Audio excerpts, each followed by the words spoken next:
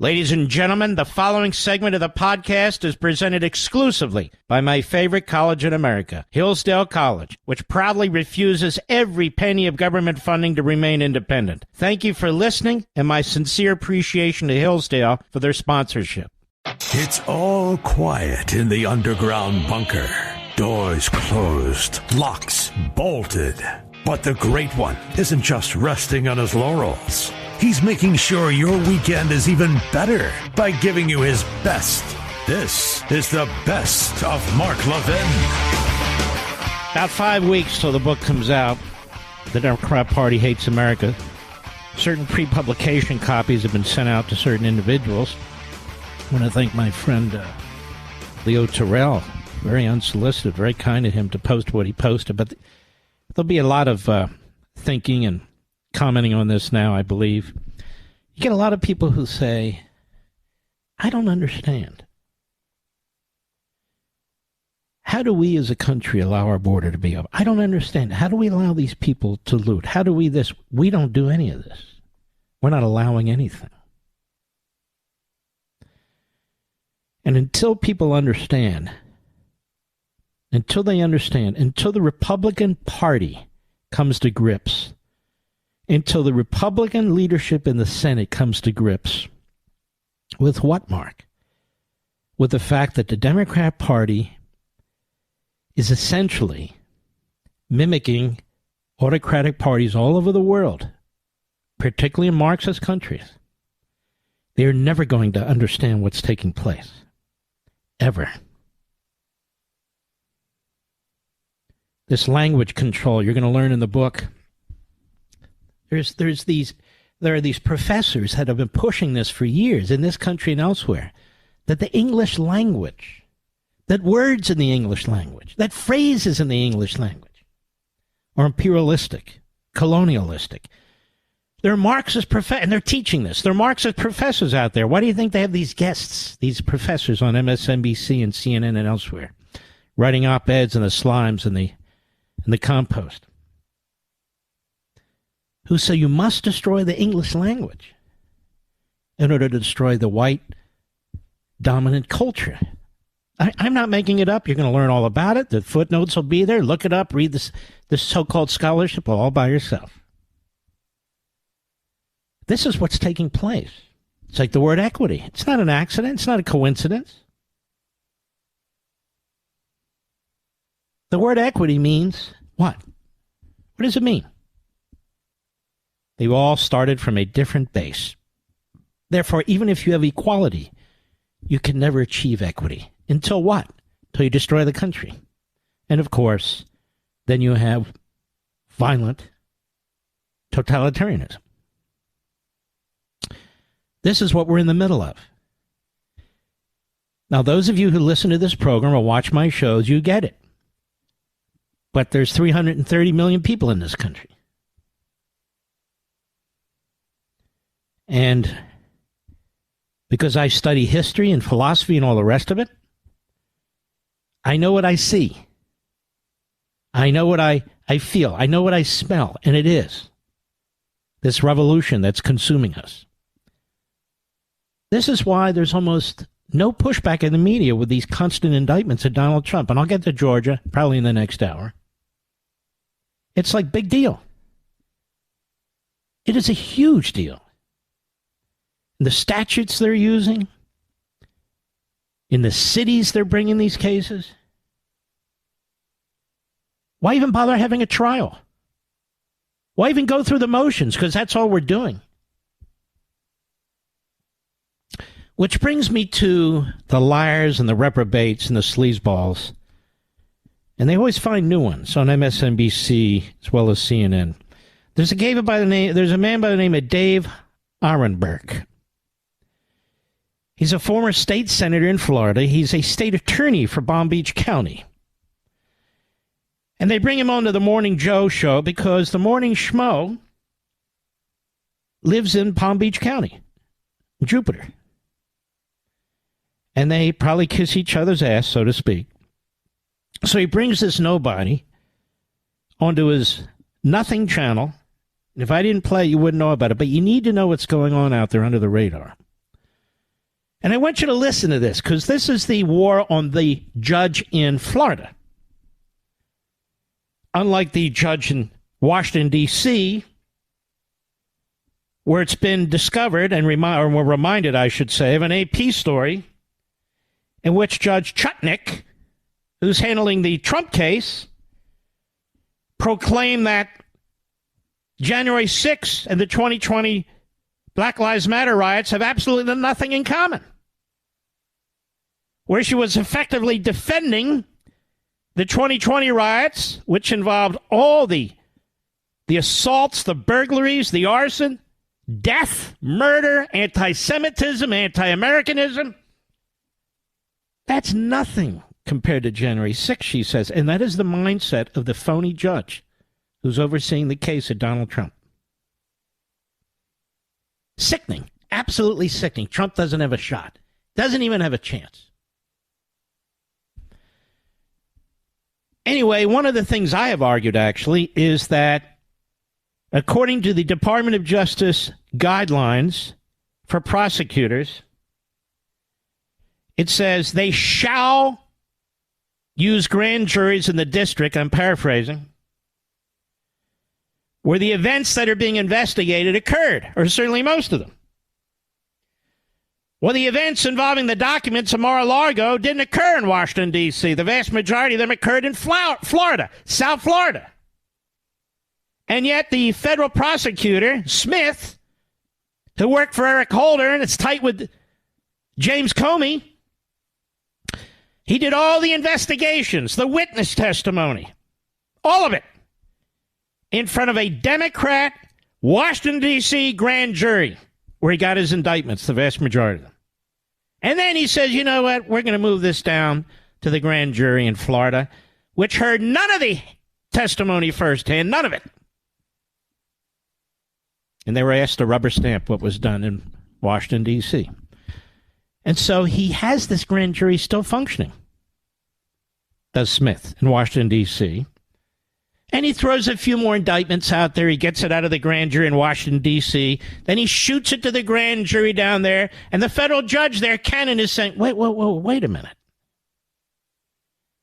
The rules of the Department of Justice and common sense and fairness tell us you're supposed to do stuff with the grand jury here in my district, not up there in Washington, D.C. How do you explain yourselves for using that venue and not this venue, particularly given the Department of Justice, I would argue, says, thou shalt? Well, I had my buddy Jim Trusty on, former Trump lawyer, one of the most fantastic litigators, I think. I don't know how he lost him, but he needs him. And we discussed this. Cut one, go. Talk about Judge Cannon for a second. I haven't talked to you since that very interesting order that came out a couple of days ago. She did a couple of things that seemed bizarre. So let's stop. So they talk in advance. Scarborough is now one of them and has been. He is a complete media whore, among other things. And brings in this Democrat state prosecutor. They've obviously discussed this before, but look at the smear on this judge. Scarborough being a misogynist, I guess, and all that. Her ruling, her comments seem bizarre. What comment was bizarre? Now they bring in the state attorney for Palm Beach County, where Joe Scarborough lives. Go ahead. She did something that Trump's lawyers didn't even ask for. Question the propriety of the grand jury that exists in D.C. and expose it to the public. You're allowed to have another grand jury. All right, let's hold on a second. The judge isn't required to wait for anything. It's obvious to anybody who spent any time in a federal courtroom or doing anything at the federal level that this is not only unusual, it is bizarre. Absolutely bizarre. It doesn't happen all the time. I would ask Dave Arenberg, if it happens all the time, give me the 20 times that it happened. Hey, jerk, give me the 20 times that it's happened. 20 times in the last year. 20 times in the last 5 years. Let's see it. They just say stuff. That's all that matters. I mean, after all, it's an MSNBC audience. And by the way, Comcast owns MSNBC, right, Mr. Producer? Why don't you focus on your damn business? How hard can it be? Cables in the ground, to the house, to the box, and don't slice them! Go ahead.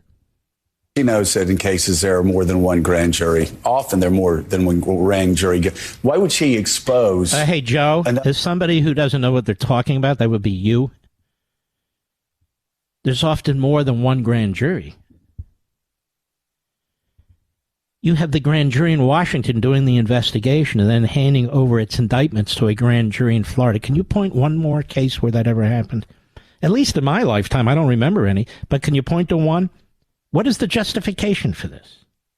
Joe doesn't ask, hey, Dave or Ron, I know you're a BSer. I know you're a former state senator. I know you're a Democrat hack. I know you're state attorney in Palm Beach County. Tough job, I guess. But, Dave, can you give me another example, Dave, being an expert on this subject at the federal level? Hey, Dave, can you point out another case in which something like this has happened, where the entire investigation occurs in Washington, D.C., and then after they indict, they just send it to another grand jury? Can you? Can you, Dave? How about you, Joe? Can you? Jackass? Go ahead. And jury. You know, it's interesting, Joe. Trump lawyer Trusty, Jim Trusty, was on a right-wing show. Right-wing show, you punk. I'm glad you watched. Nothing right-wing about my show. Is this guy, is he wearing tight pants or something, Mr. Producer? As he squeals? Since the movie Deliverance, maybe it is. You know, we got two actors here. We got Joe Scarborough, the banjo player, and we've got Dave Aron, who apparently is Ned Beatty. Right-wing show. This is how they both talk. So let me tell you how this works. Scarborough says, can you come on? Sure, I need your help on this grand jury thing. Sure, I'm a state attorney here. I'll whore for you just like you do on your show all the time, Joe. And by the way, would you talk about this right-wing show? Mr. Producer, would you ask Dave or Ron, Mr. Tough Guy prosecutor in Palm Beach, to come on the program? Go ahead. Said there's a problem with having this separate grand jury. This was the day before the ruling came out. And so it made some people think that, was that a message sent from Trump's team to the judge? Now, wow, Trump's team. First of all, Justy doesn't talk to Trump's team. He's the former lawyer. I don't talk to trust lawyers. I don't even know who they are. So what is he talking about? Dave Aron. Arenberg. Dave Arenberg, whatever the hell his name is. So some people are saying there was a message sent. Who? Other than you goons on MSNBC? No, there was a message sent. It's really bizarre. You cannot believe these people, folks. They lie and lie. Hey, Dave Arenberg, I'm calling you a filthy liar. Why don't you come on this program and defend yourself, Mr. Tough Guy? You gutless, pathetic coward. Why don't you come on this program? My producer's going to be in touch with you, Dave. And then I want you to come on the show. Rather than have your head so far up Joe Scarborough's butt. Come here like a man. Can I say man?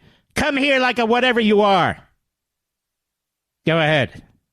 Anyone of impropriety, but it is peculiar that she decided to do that when no one asked for that, to be briefed. A judge doesn't have to be asked about that. She's sitting there, a-hole, overseeing the case, and the judge, and the prosecutor sending indictments down from Washington, D.C. to her district for a trial. Yeah, but he's asking her, how could she possibly? That's how. God. Mark Levin.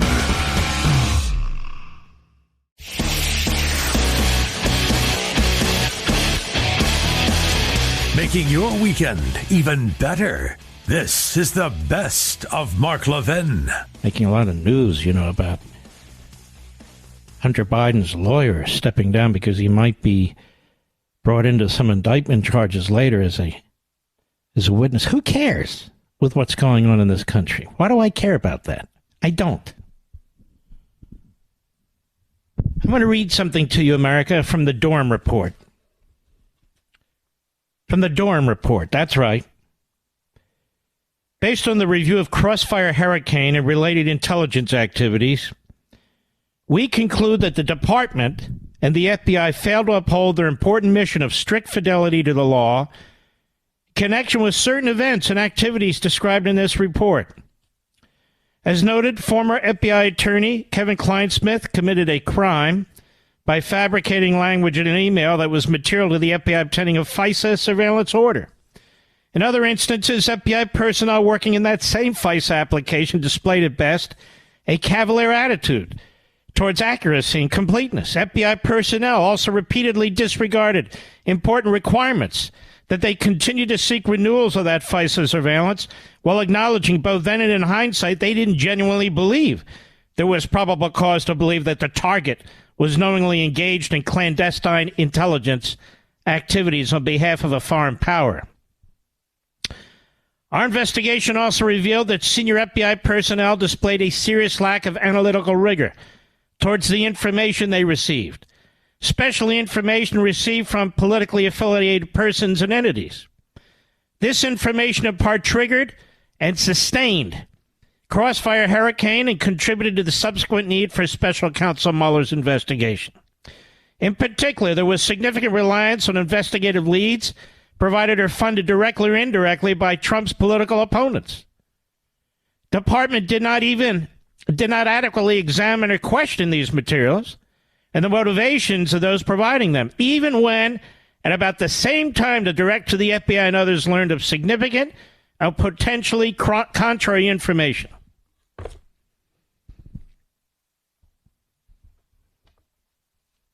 Throughout the duration of Crossfire Hurricane, facts and circumstances that were inconsistent with the premise that Trump or persons associated with the Trump campaign were involved in a collusive or conspiratorial relationship with the Russian government were ignored or simply assessed away. Indeed, from even before the opening of Crossfire Hurricane, some of those most directly involved in the subsequent investigation had expressed their open disdain for Trump, asked about when they would open an investigation on Trump, asserted that they would prevent Trump from becoming president. As discussed throughout this report, our investigations revealed that the stated basis for opening a full investigation to determine whether individuals associated with the Trump campaign were witting and or coordinating activities with the government of Russia was seriously flawed. Again, the FBI's failure to critically analyze information that ran counter to the narrative of a Trump-Russia collusive relationship exhibited throughout Crossfire Hurricane is extremely troublesome. In other words, Hillary Clinton, the Democrat Party, their lawyers, and the Obama administration interfered with the election of 2016 to try and stop Donald Trump from being elected. Nobody was charged with false claims of fraud. Nobody was charged with attempting to interfere with the election. Nobody was charged with a RICO violation. Nobody was charged with a damn thing, except that one junior lawyer for falsifying an email, whiting out something and putting the opposite meaning when they saw the FISA application. What about it, Mr. Producer? Nobody was charged. Not at the federal level, not at the state level, not at any level. And reporters got Pulitzer Prizes for regurgitating what the state party, the Democrat Party, was leaking to the state media. Nobody was indicted for anything.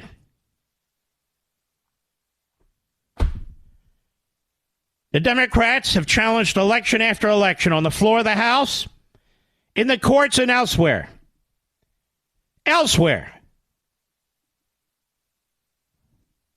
Every Republican president who gets elected is illegitimate. George W. Bush was said to be illegitimate. Donald Trump was said to be illegitimate. And now, the criminalization of this entire process is shocking. Trusty said today, and of course whatever he says is so crucially important, they have a right to make these legal challenges, and when they're over, that's the end of it. No, big boy, that's not the way it works. Congress makes the final decision. Not a district court, not a circuit court, not even the Supreme Court. Congress makes the final decision. Even if Congress, in the Bush v. Gore case, had decided it would ignore the Supreme Court and it would count ballots, would count electors a different way, Congress would prevail. Period. So it's not what the legal process says. It's what the political process and the constitutional process says. Congress has the final say. Congress decides if there's fake electors or there's not fake electors. Congress decides if a close election goes one way or another. You don't criminalize these decisions. Presidents are free to tell somebody, see if you can find another 11 or 12,000 votes. It's not assumed that that's a crime. Presidents are free to contact secretaries of state, governors, state legislators, asking them to see what they can do to reverse the election. It doesn't mean they're committing a crime. None of this is criminal. False claims of fraud? You want to hear false claims of fraud, America? We would have to open Yankee Stadium and ship all the politicians in Washington, D.C. to Yankee Stadium who will be charged with false claims of fraud. And unfortunately, I've had to do this before, and I won't do it as long as it is. It goes on for 12, 13 minutes. Just a few minutes of this. Democrats. In every recent presidential election where Republicans have won, Democrats making false claims of fraud. Go. You can run the best campaign. You can even become the nominee. And you can have the election stolen from you. How can you win with Russian interference, though? That's a real what I'm thing. scared about in 2020. But rightly. Because I think he's an illegitimate president that didn't really win. So how do you fight against that in 2020? You are absolutely right. He's an illegitimate president in my mind. Would you be my vice presidential candidate?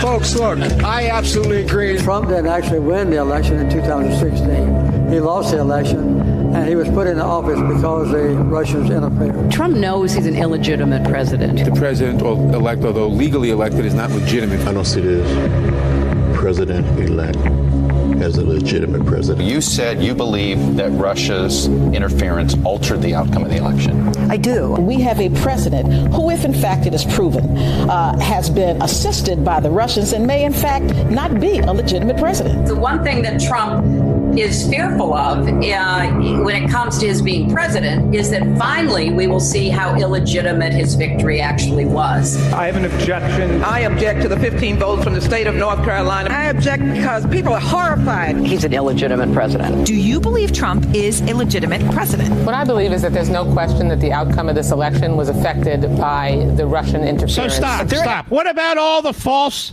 claims of fraud? What about it, America? What about the conspiracies to obstruct an election? What about the conspiracy to prevent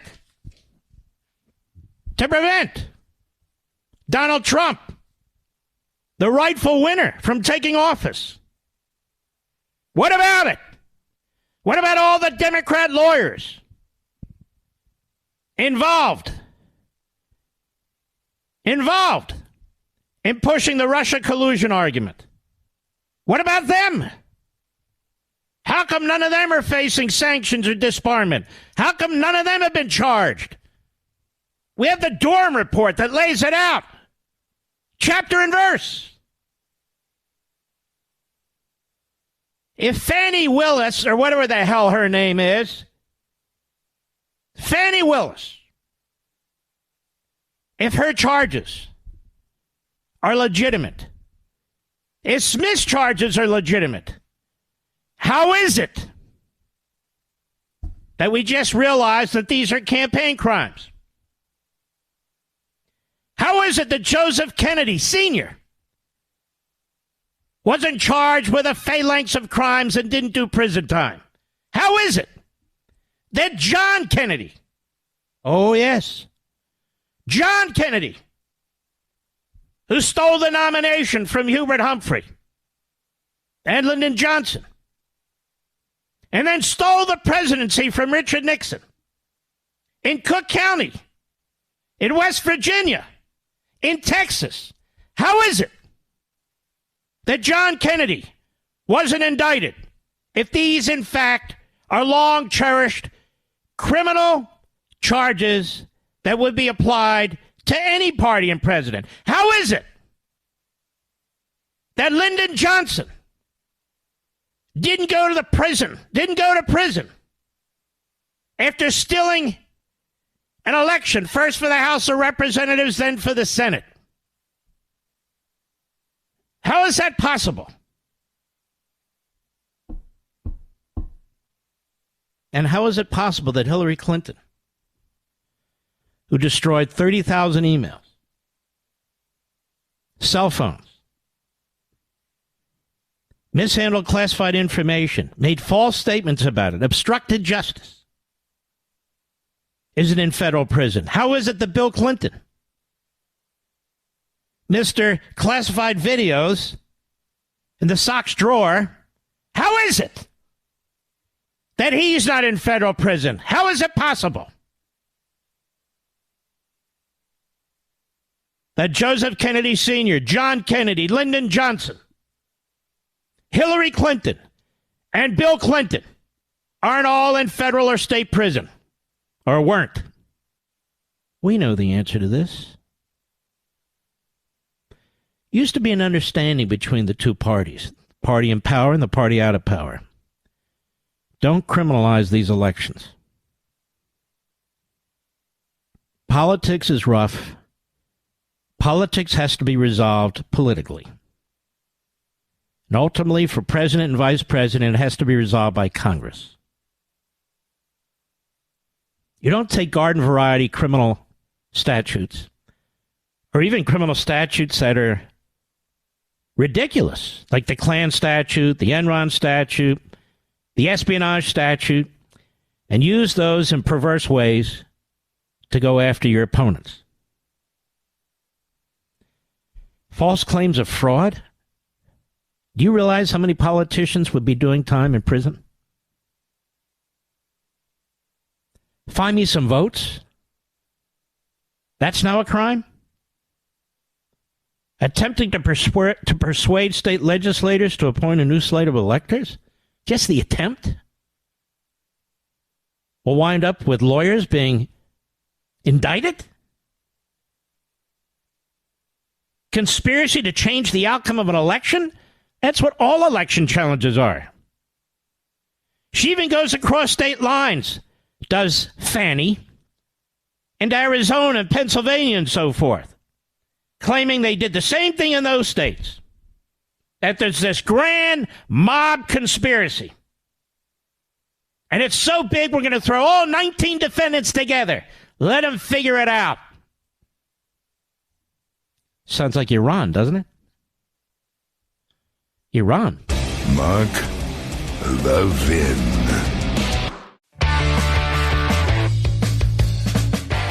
You're listening to the best of Mark Levin. The National Popular Vote Compact, again discussed in the Democrat Party Hates America. In fact, a couple of people reading it whom you would know say this book is so encyclopedic. I don't mean in terms of reading. It flows. They said almost like 1984. But the information in the book was so thorough and extensive, and that's why it took me 16 months. It's the best book I've ever written, particularly given the times we live in. So this effort, the National Popular Voting Compact, is being pushed by left-wing groups, Soros-funded groups, billionaire dark money groups, and the Democrat Party.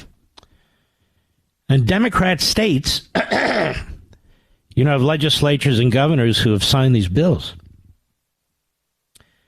And they say whoever wins the national popular vote, the electors in that state, regardless of how the people in the state vote, regardless how the people of Maryland vote, the people of Minnesota vote, and so forth and so on, D.C., a non-state, that they will agree that all their electors,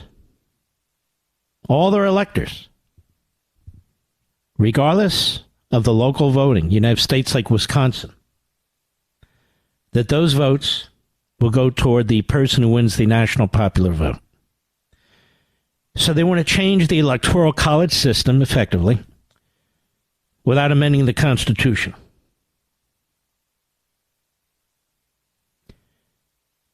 Could be the biggest power grab in Democrat Party history, which of course does final damage to our society. And so they've gotten together this compact, and they're about 80 votes away from getting this, Mr. Producer. Enough states have already signed on, Democrat states.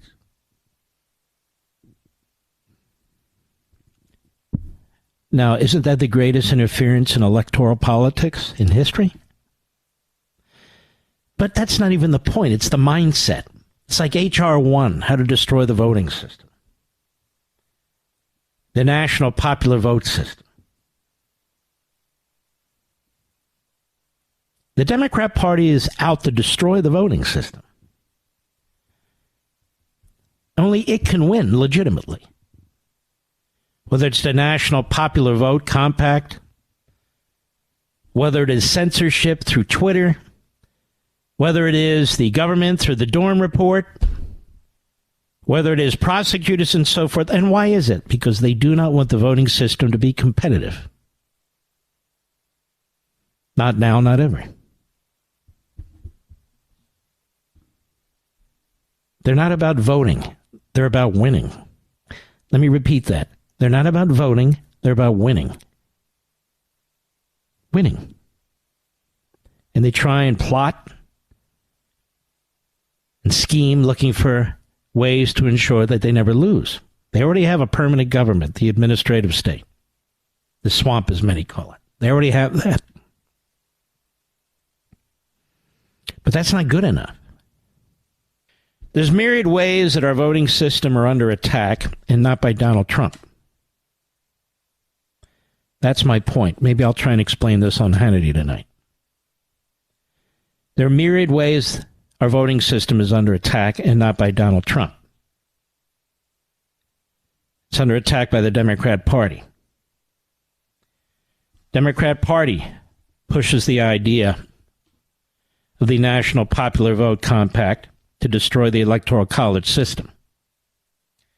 The Democrat Party seeks to register, first in towns and then later, you bet, at the federal level, illegal aliens or non-citizens, even more broadly, to vote.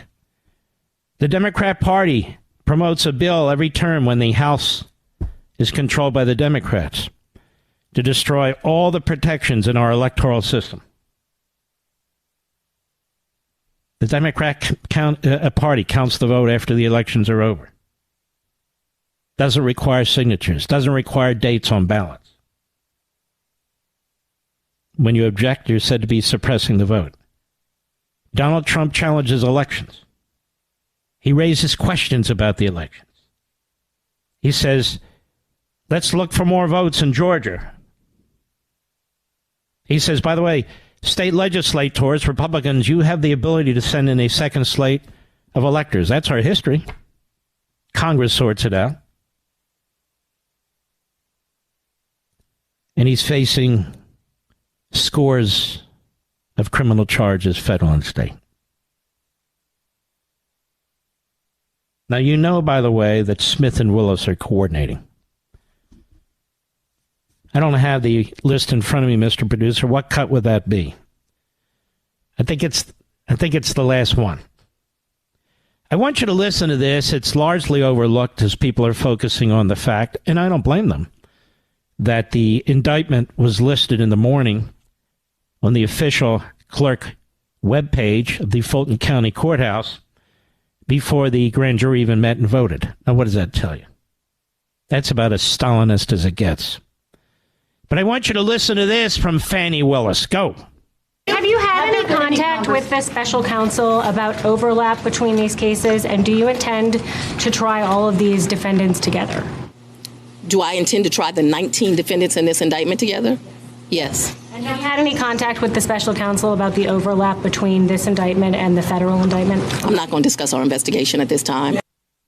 You're not going to discuss the investigation. She didn't ask you to discuss the investigation. She said if you had any discussion about overlap on timing, not the substance of your investigation. So the fact that she couldn't say no means yes. Now, let me tell you what I think as a matter of logic and reason. This whole damn thing is being orchestrated by Main Justice, the Department of Justice, and the Attorney General of the United States. She's not only had contact, in my view, with the special counsel, Jack the Ripper, in Washington, D.C., she's had contact with the Department of Justice. Her charges, in case you don't know, 97, 98 pages, depending on how you count. They go beyond the borders of Georgia. They go into 6 other states, excuse me. And they even include charges that in his exposition, in his phony indictment, Jack Smith has on the January 6 charges. Now, it's interesting that these prosecutors, when they issue their indictments and when they hold discussions, they never overlap, like they both do it on a Tuesday by accident. And when you look at these charges, you can see they fit like a puzzle. Some cover things that the other office didn't cover, just so they can make sure that they have as many charges, as many disparate allegations as possible against Donald Trump, making defense almost impossible.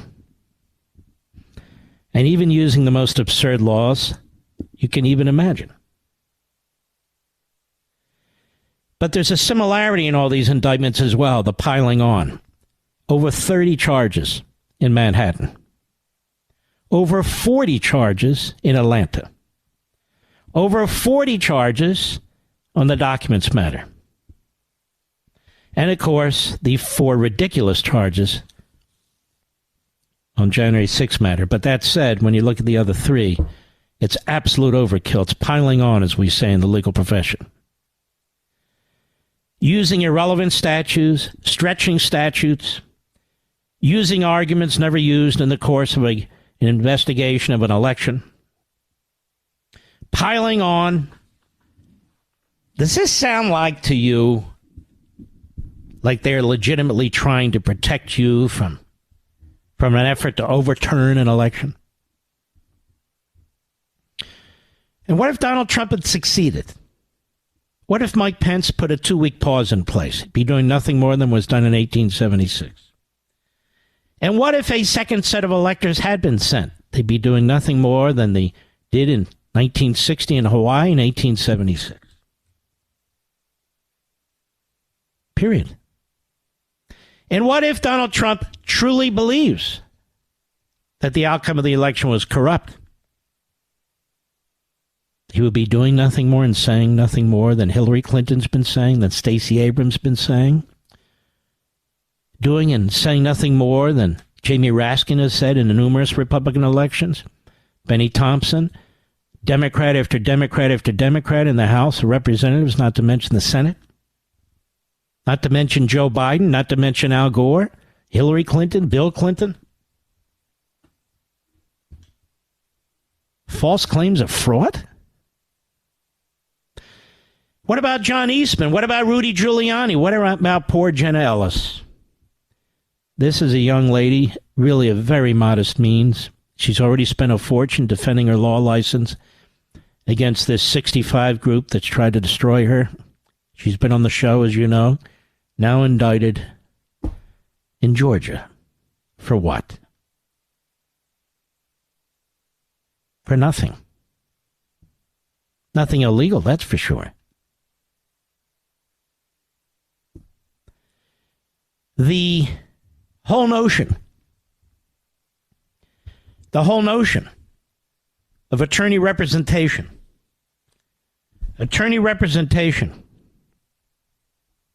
and zealous advocacy is now out the window if you're a conservative Republican. That's now an indictable offense. It's now an indictable offense.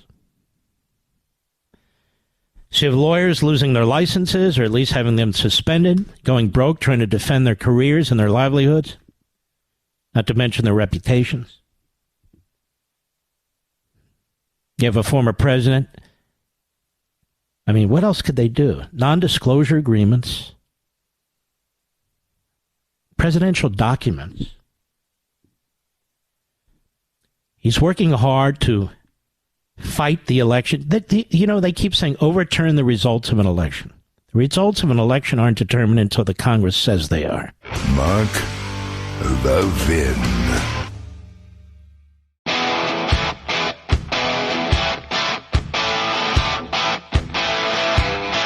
The Great One makes your weekend even better.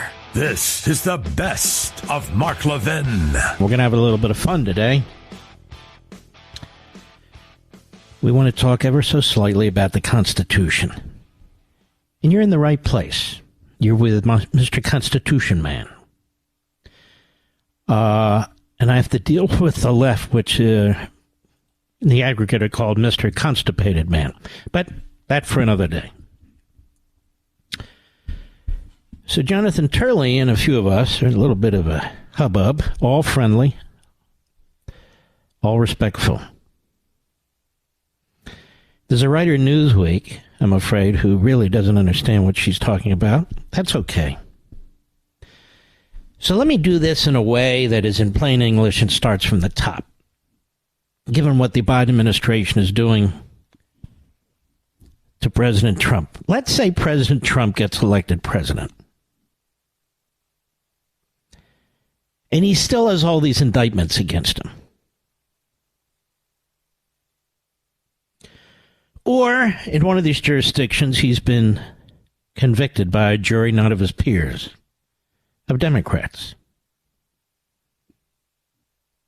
What then? Well, we look at the Constitution of the United States, don't we? What does the Constitution of the United States say about this? Absolutely nothing. Because, you see, the Constitution was written for virtuous people. And a virtuous people serving in their government. It wasn't written for Joe Biden and Jack Smith and Fannie and the knucklehead in Manhattan. It was written for people who have virtue, and they have none. So now what do we do? Well, some of the ground has been laid here in the past, 1973, and in 2000. What do you mean, Mark? The Department of Justice in 1973, in the administration of Richard Nixon, had to take a look at this in case Richard Nixon was indicted. And the Office of Legal Counsel, which is the brain trust of the Department of Justice, the office that looks at these issues, gives advice to an attorney general and a president. Look very carefully at the pros and cons. And of course, it acknowledged there's not much in the Constitution that helps us, and there's certainly not much in our history that helps us. Even at the Constitutional Convention, there's nothing on this.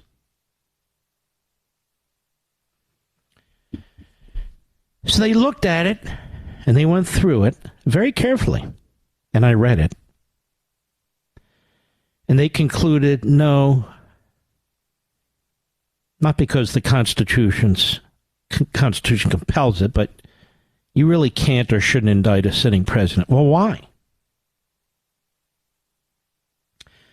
Because you will wind up decapitating the executive branch. You will undermine the voters who voted for that president. They didn't vote for the vice president to become president. They voted for that president. You will endanger America's national security. You will do all these things because a president cannot possibly effectively be a president and at the same time have time to defend himself and keep himself free. Any citizen would have difficulty doing that, let alone a man who's the head of the executive branch, and in fact is the executive branch. He's 1/3 of our government. Moreover, there are other issues like how would he be able to negotiate with other countries? He'd have no respect whatsoever. And what if he's convicted and he winds up in jail? Then what? Well, you can always impeach him. Okay, great. But what if you can't remove him? So impeachment is the process by which the framers of the Constitution set up a constitutional/political process for removing a president, not a criminal process. And so they concluded in 1973 that using the best thinking and reasoning and practicality that we possibly can, that the official position of the Department of Justice is no, you cannot and must not indict a sitting president. You cannot allow a prosecutor and a grand jury and then later a prosecutor and a trial jury and a judge to determine the outcome of not just an election, but also the decision about whether you remove a president or not. Can you imagine having a prosecutor and a jury deciding if a president stays in office or not? So this is the opposite of democracy. Which leads us to Donald Trump. If Donald Trump is elected president, the same argument applies that was argued in 1973 and 2000 that essentially went through all those arguments as well and effectively rubber-stamped the position the government took in 1973. So have a Democrat Department of Justice and a Republican Department of Justice saying no.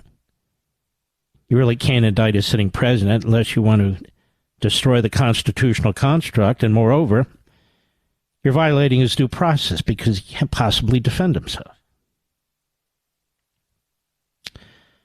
You know, he has to sit with his lawyers for hours at a time. They have to go over depositions. They have to go over documents. They have to go over exculpatory information. They have to go over now texts and emails and on and on and on, videos, perhaps 1 million documents, 9 months of videos. That's just one case here. Just one case. And so the fear also was you would open the door to the kind of activity that's taking place today by the Democrat Party. All right, let's stay focused. So does it follow that a president can pardon himself? We don't know. President has never been indicted. A candidate who wins the presidency has never been indicted. Can he pardon himself? Again, you have to look at what is rational, what is practical, the impact it has on the nation. Because the Constitution doesn't tell us. There's nothing to stop a president from pardoning himself. That's number one. Certainly not from federal charges. So, given the conclusion of the Department of Justice under different administrations in 73 and 20, that you cannot indict a sitting president, then the conclusion logically follows that a sitting president who is indicted can pardon himself. There's no reason he can't. Now here's the next shoe on this. Having read this opinion in 2000 that includes the 1973 arguments and their own arguments, and they conclude, look, you cannot indict a sitting president because of the dangers the nation faces, because you will decapitate the executive branch, you will cripple the ability of of an elected president to function, and on and on and on. The question is now, if the Georgia indictments stand and Donald Trump's elected president, can he pardon himself from these state charges? The truth is, the Constitution doesn't tell us.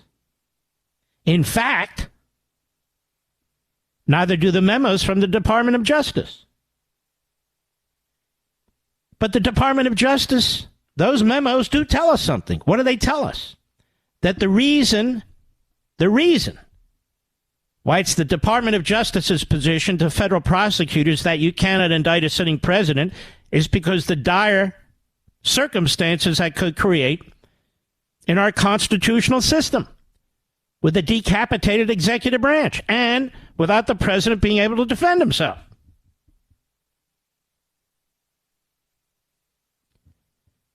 That's their conclusion. That's all there is. It's a rational argument. Some might even call it an equity argument. Whatever the argument is, that's it. So the question then becomes, and I've heard Jonathan Turley say this, perhaps some others, I don't remember who they are, and I have nothing but respect for him, by the way. But a president cannot pardon himself from state charges. Well, why is that? Well, a president doesn't typically, in fact, he doesn't at all, reach into state charges or convictions based on state law and state judicial systems and pardon people. It's a federalism thing. We just don't do that sort of thing. And my point is that is wholly and completely irrelevant. That has nothing to do with what the Department of Justice said. We're not talking about Ernie Grabotsky down the street. We're talking about elected president of the United States who is the executive branch. Not a guy who's been embezzling funds from a bank and then a president decided, I feel bad for that guy. I'm going to pardon him. So I would agree. No, the president does not have authority to do that. But does he have the authority to pardon himself for the very reasons the Department of Justice said? That you cannot indict a sitting president at the federal level? Am I making any sense to you so far, Mr. Producer? Well, let's step back and take a look at this. Since we're not really talking strictly about the Constitution, we're talking about what happens to the Constitution. Let's step back and take a look at this. There are literally thousands of DAs and assistant DAs, state prosecutors, and local prosecutors all across the country. If it is the position that Fani Willis and Alvin Bragg and the others can get away, let's say, prosecuting Donald Trump, even if he's elected president, what do you think would happen to the country then and thereafter, Mr. Producer? In other words, the exposure to destroying the executive branch and the federal constitutional construct is 1,000 times worse. So clearly it's an important federal constitutional matter, is it not, America? And surely, let me even throw in Article 6, the Supremacy Clause would apply, would it not, America? As applies to the President of the United States, not Ernie Grabotsky, the embezzler, the bank embezzler in Atlanta, Georgia. I'm not talking about him. And neither was the Department of Justice. They were talking about if hypotheticals involving a President of the United States. How can it possibly be, as a matter of practicality and logic, that the position of the Department of Justice is you cannot indict a sitting president, and it follows from there that he can't pardon himself, except if you're a state prosecutor or local prosecutor, then prosecute away. Go ahead. Do it. That can't be right. That makes no sense. So we have a clause in the Constitution that helps us work our way through this, the Supremacy Clause. And the president does have the pardon power. And so it would follow, it seems to me, without much argument. These are all novel questions because of what the Democrats are doing today. They're all novel questions. But there are better answers than others. It would certainly follow then, based on the conclusion that the Department of Justice reached in 73 and in 2000, that states cannot indict a sitting president, and that if a candidate running for office is indicted and becomes president, that the president can in fact pardon himself. With or without the Supremacy Clause, I think the Supremacy Clause makes it stronger, but for the same reasons that we say federal prosecutors can't indict the president and that a president can pardon himself from federal charges.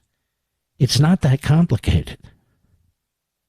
And it's certainly the much stronger argument than the one our friend Jonathan Turley is making. Mark Levin.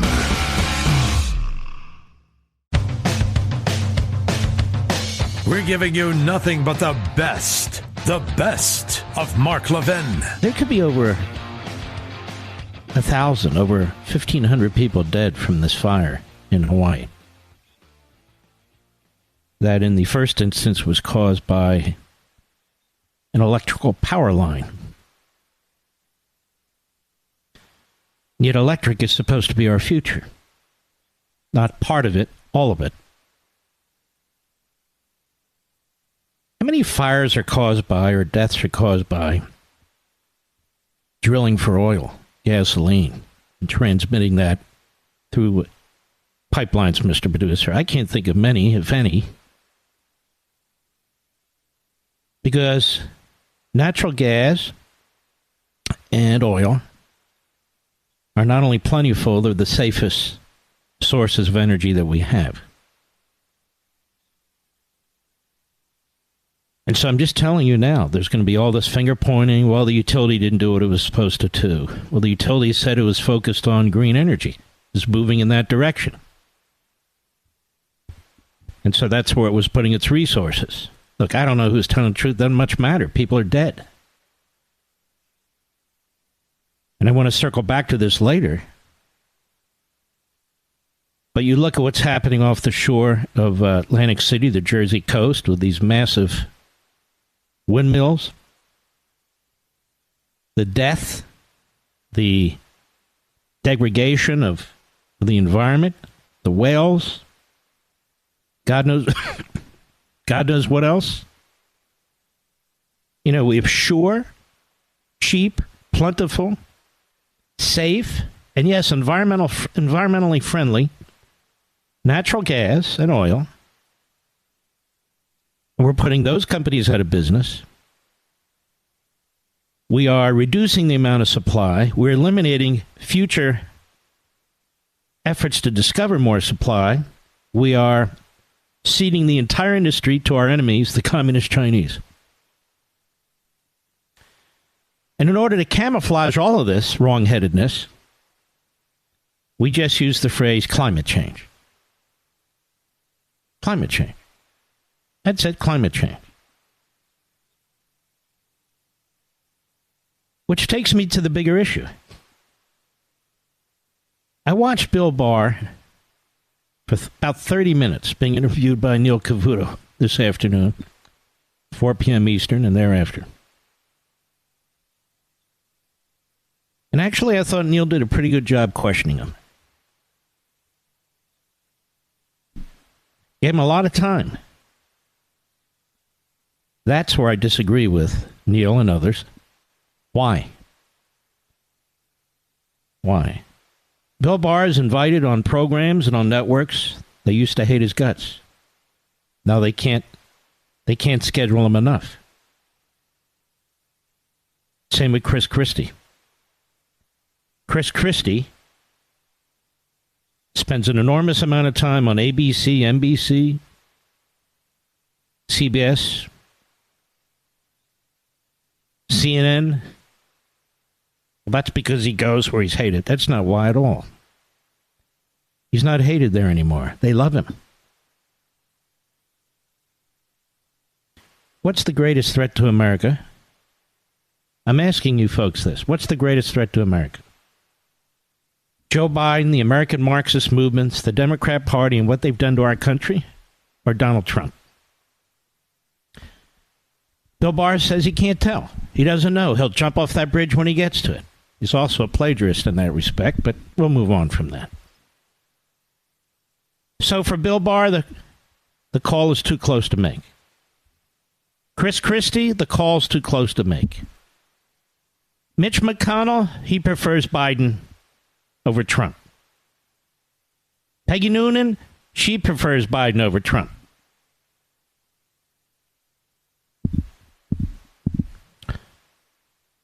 This is why Republicans always lose to Democrats, and I don't mean politically. I mean the culture. I mean the rule of law. I mean our society. Because if it wasn't Trump, it would be DeSantis. And it wasn't one of them, it would be one of the others. They're very comfortable, they say, with Chris Christie. Chris Christie is a rhino.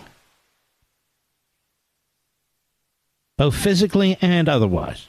He's a rhino. People are leaving New Jersey, not because of the Democrat governor, because of Republican and Democrat governors. He didn't do anything effective there, financially, culturally, in any way. He's a safe Republican. And the Democrat TV networks love the guy. He didn't used to, but he dances and sings for their support. Bill Barr, they were going to impeach him. They can't get enough of him. Even my brothers and sisters of my favorite cable network, certainly in the news department, they can't get enough of him. And by the way, they can't get enough of Vivek Ramaswamy either. And on a footnote there, why is that? Why is he being pushed so hard? More on that later. Mortgage rates are at a 21-year high, and they're going higher. Interest rates are going higher. The cost of food, 9 out of 10 Americans are saying, is prohibitive. The cost of gasoline, 9 out of 10 Americans are saying, is prohibitive. Utility bills, over 8 out of 10 Americans say it's prohibitive. In other words, Americans are struggling. Nobody walks through a city street when the sun has gone down, regardless of your race, in any major city in America anymore. Nobody. Because you put your life on the line. You may not make it. People are afraid of taking public transportation in every major city in America. The cops have been undermined. The schools are indoctrination mills for the most perverse and grotesque ideology ever embraced even by a fraction of a percentage of the American people. Our economic system's under assault. We have the worst debt in American history. We have a deficit each year, which is unbelievable, unimaginable. We're destroying our economy from within. We're not building up the military to confront what is clearly communist China and their move to dominate the world economically and militarily. They just stole an island that's disputed from Vietnam and Taiwan.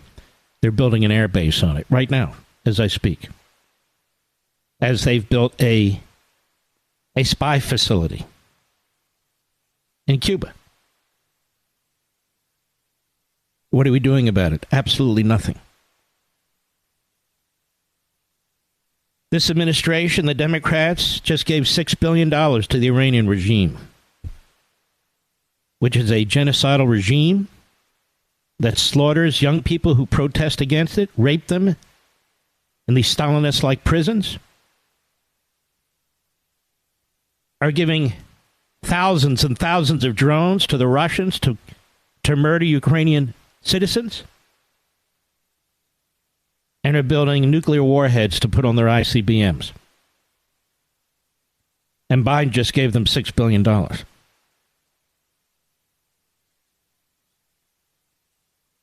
The worst censorship in American history didn't happen under Woodrow Wilson. It's happened under Joe Biden.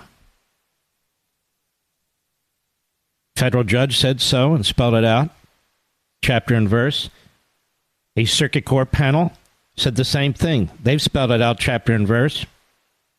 A clear violation of the First Amendment. When the United States government, the Biden administration, and its various departments are pressuring Twitter, before Elon Musk came to the rescue, to interfere in our elections, to censor scientific information, to punish their political opponents, and all the rest.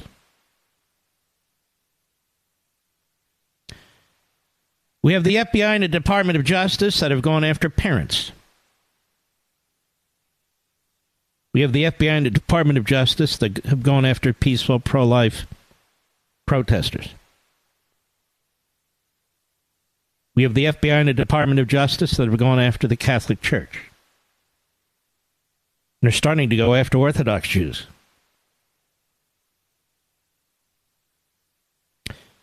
We have a president of the United States who defies every immigration law on the books.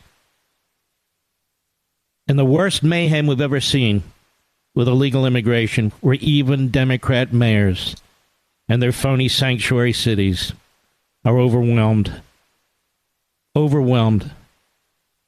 begging their president to do something about it, and he won't do a damn thing. Because this is part of the process. This is what he wants to do.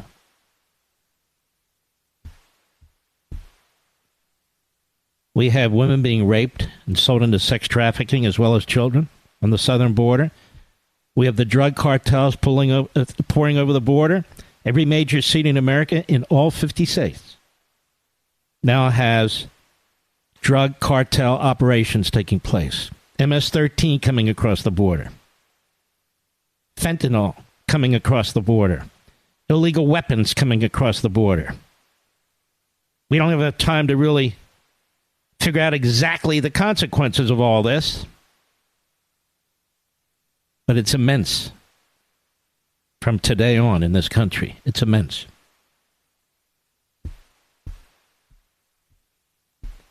And Bill Barr can't decide who he would vote for if the nominee is Trump or Biden. Chris Christie can't decide who he'd vote for if the nominee is Trump or Biden. Mitch McConnell's already decided he's going to support Biden, no question about it, over Trump.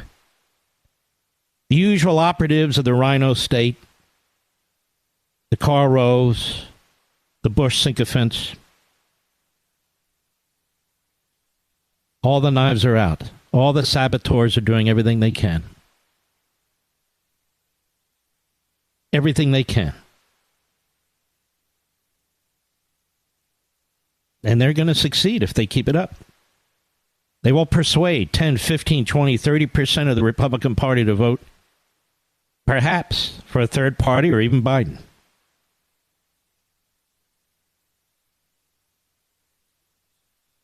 When you look at the real conservatives, Bill Barr is no conservative. He doesn't have any conservative credentials. He shows up at Federalist Society meetings, mostly to eat the Danish. When you listen to Newt Gingrich, when you listen to Victor Davis Hanson, when you listen to former U.S. attorneys, Brent Tolman, so many others, former special counsel, Saul Weissman, deputy special counsel. When you listen beyond certain of the legal analysts who the newsers go to left and right because they seem to be so impartial, Now is not a time for impartiality. We're in the middle of a revolution. I laid out the bare facts just now. The country's being destroyed. We live in a post-constitutional period where people have to fear for their liberty when they speak out, when they organize, when they purchase weapons, and they're law-abiding citizens. They have to fear for their liberty. They have to fear from a growing centralized police state under the command of the Democrat Party. And Bill Barr can't decide who he'd vote for.